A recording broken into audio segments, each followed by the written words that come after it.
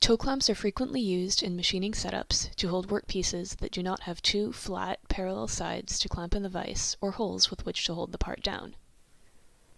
However, most commercially available toe clamps are very large and made of heat-treated steel. This is useful for many setups, but it can make it hard to fixture small parts. The hardened steel can also break expensive tooling if the user accidentally bumps into it, and it can mar parts made from soft materials such as aluminum and brass. Hi, I'm Lisa Hildebrand, and today I'm going to show you how I made aluminum toe clamps with a cast resin knob to adjust the back end height of the clamps. To start with, I modeled the clamp in Solidworks. This allowed me to determine the necessary sizes of each component, and it produced 3D models that I used to create CNC toolpaths in Mastercam.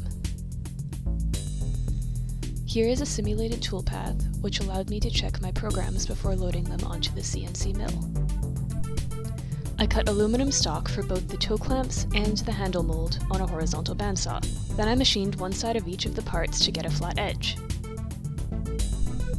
Then it was time to set up the CNC mill. I indicated the vise so it was parallel to the machine's x-axis, then I set the tool offsets and loaded code onto the machine. For the sake of safety, the machine doors had to be closed while the program was running. I used a surface foot per minute of 400 and a feet per tooth of 1/1000 of an inch, corresponding to a spindle speed of 6,000 RPM and a feed rate of 24 inches per minute.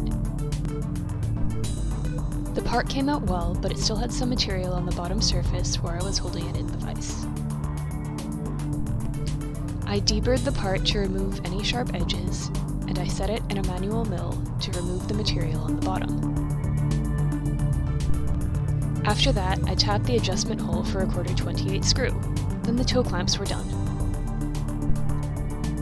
I machined the mold for the resin knob out of aluminum for its dimensional stability. It is an open-top mold, meaning that all the features are on one side. I coated the mold in olive oil to prevent the resin from sticking to it. Then I screwed a screw into the back end. This screw was used to help push the part out of the mold once the resin cured. I mixed equal parts of the two-part epoxy together, then stirred them. Then I poured the resin into the mold and let it cure for 24 hours. I demolded the plastic knob by pushing it out with the screw. It was a bit sticky, but it came out in one piece.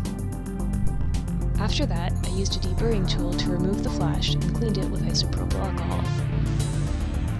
Then I mixed some 5-minute epoxy to bond the screw to the knob. Now I have working aluminum toe clamps that I can use to hold down parts for future machining projects.